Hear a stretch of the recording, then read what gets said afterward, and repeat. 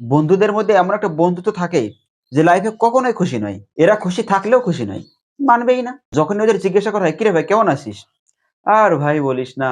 এটা বলেই ওদের উত্তর শুরু হয়। এদের দেখলে যে কেউ কেঁদে ফেলবে। উফ! লাইফে কি কষ্ট এদের।